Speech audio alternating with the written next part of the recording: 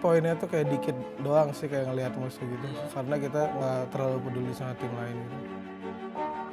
Tapi bagi gua ya nggak ada yang perlu kita khawatirkan.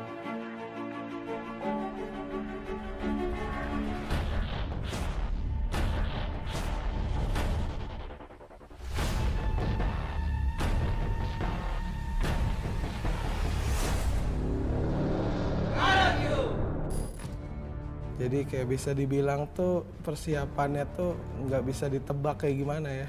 Tergantung sama meta sama patch juga sih harusnya. Kayak ya namanya juga e-sport kan, tim pasti ada perubahan roster segala macam gitu kan. Tapi bagi gua ya nggak ada yang perlu kita khawatirkan. Menurut gua soalnya orangnya mikir kalau ada turnamen ya harus juara. Gua nggak mikirin yang kemarin-kemarin. Ya Liam juga kan udah sebenarnya dari dulu udah main RRQ kan. Ya Liam juga udah ngerti kita udah ngerti Liam, jadi nggak ada masalah sih. Pokoknya ya di season berikutnya gue bisa maksimalin lah biar nggak terjadi seperti yang sebelumnya. Tapi ini Arvin Padis, lihat gas lagi didapatkan dan bahkan ada shadow kill juga dari seorang Sin, langsung didapatkan 2 hero. Jadi kita tuh punya tahap 1, tahap 2, tahap 3 sampai tahap keberapa lah kalau buat lawan mereka tuh mau seperti apa gitu. Jadi nggak bisa sebelum main tanding lawan tim A ini kita patenin harus kita pakai tahap 3 gitu. Poinnya tuh kayak dikit doang sih, kayak ngelihat musuh gitu. Karena kita nggak terlalu peduli sama tim lain gitu. Kita cuma lihat di draftnya doang aja. Cuma kayak lihat draftnya kayak gini harus dilawan sama ini, terus ya udah kita percaya sama gameplay kita. Lebih kayak menyemangatin timnya lah gitu, dengan cara kayak naikin mental gitu lah ke anak-anak gitu sih. Pasti beda-beda kunci kemenangannya kan. Gua nggak iri sih sama Lemon.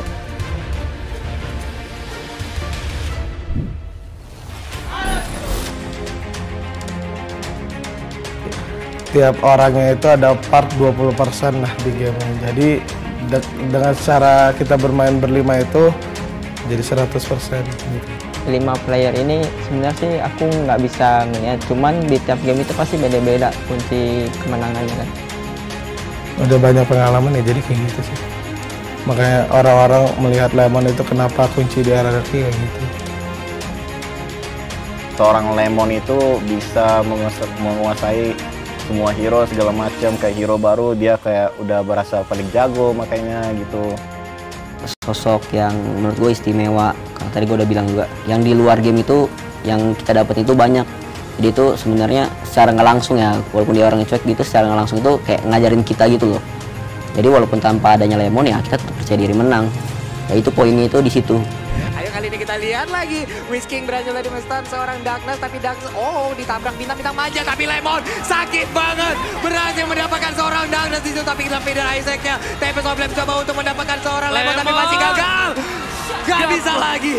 Gue iri sih sama Lemon, kayak gue merasa bangga juga sih dia jago gitu sih. Dia jadi Xbox, jadi kayak dia lebih dominan gitu di dalam tim. Oh tetap pede, kita nggak bergantung sama satu orang.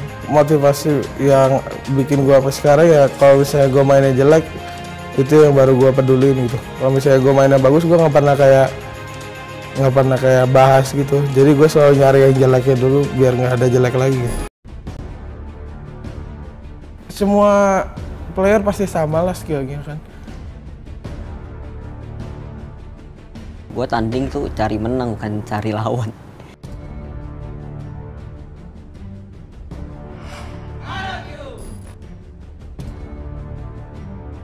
Gue sih nggak pernah mikirin itu sih, gue orangnya tuh simple, gue main ya menang udah gitu doang.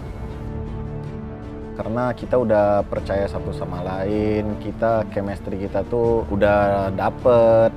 Gue tanding tuh cari menang bukan cari lawan. EVOS kalau gue, soalnya ada Wan situ. Kayak gue sama Wan tuh rival abadi.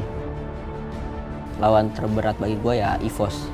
Ya kayak season kemarin aja, sebelumnya dia main Claudio offlane. Itu buat kita kalah kan di game 1 pas MPL kemarin. Karena di MPL ini kan mungkin mereka kurang beruntung, tapi bisa dilihat juga mereka juga perlu proses. Belum ada chemistry sama mekaniknya masih kurang, mentalnya belum ada di beberapa playernya. Depan, tapi Dead Sonatanya juga terus menyakitkan, tapi Sin-nya tiba-tiba datang dari belakang dan mereka fokus untuk menyelesaikan pertandingan ini. Mendapatkan wipe out kali ini, tapi minionnya habis. Bajang tersisa seorang diri. Apakah Bajang menjadi menjadi pahlawan tanpa tanda jasa, tapi di sini tidak bisa. Semua player pasti sama lah skillnya kan. Itu balik lagi ke decision making sih. Semua yang apa yang kita perlu untuk turnamen itu udah ada gitu. Ya bener sih kata Whisking, chemistry udah ada, percaya satu sama lain udah. Jadi udah dapat sendirilah dari yang kita rasain sama latihan segala macem. Yang bikin percaya diri ya paling cara kita battle plan itu aja sih yang bikin kita percaya diri.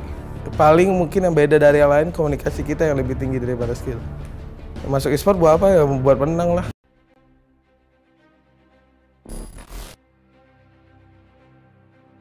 Mungkinkah terlalu dini bagi seorang Albert untuk main di liga sekelas MPL?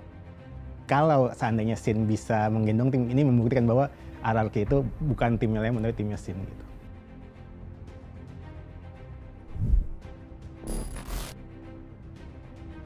Karena semua orang menggadang-gadang bahwa RRQ kembali akan bisa bertahta ya, dan bahkan perform mereka di minggu yang pertama bisa dibilang cukup oke, cukup bagus banget, tapi ternyata setelah Sin nggak bermain, nah ini adalah PR tersendiri sih buat RRQ. Penyandang gelar juara bertahan MPL Season 5, kemudian dia juara MPLI juga gitu. Semua orang pasti berekspektasi bahwa RRQ akan superior. Tapi ketika Sin tiba-tiba berkata bahwa dia akan absen sampai pekan kelima, semua langsung kayak buyar gitu.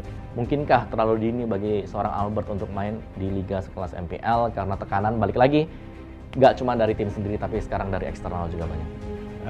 Terbukti bahwa sampai pekan keempat kemarin performa Albert juga nggak bisa gendong tim.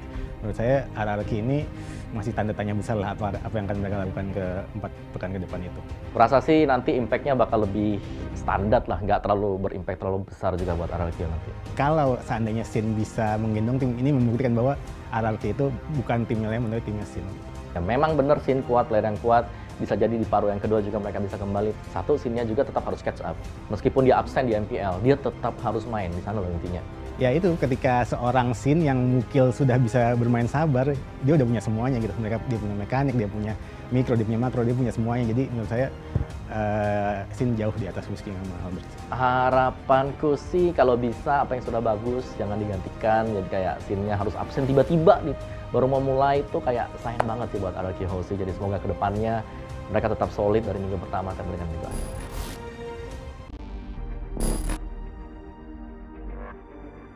Aman sih, mau Albert atau Sin yang main. Ya cuma beda gameplay sama playstyle doang. Terbebani ya gara-gara ya bermain sama yang season lalu baru juara, tekanannya lebih dapat. Nah, mungkin itu aja sih.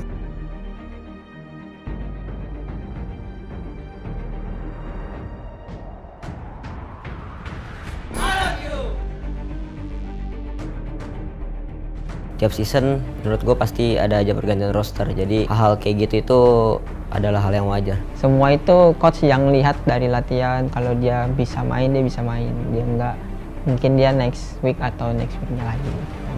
Dari sini kan dia bilang pengen main, cuman buat yang nentuin playernya kan bukan kita. Kalau kita ya cuma ngelakuin kayak yang terbaik aja gitu, mau siapapun yang main gitu. Sama aja sih, sama kayak adanya Nando.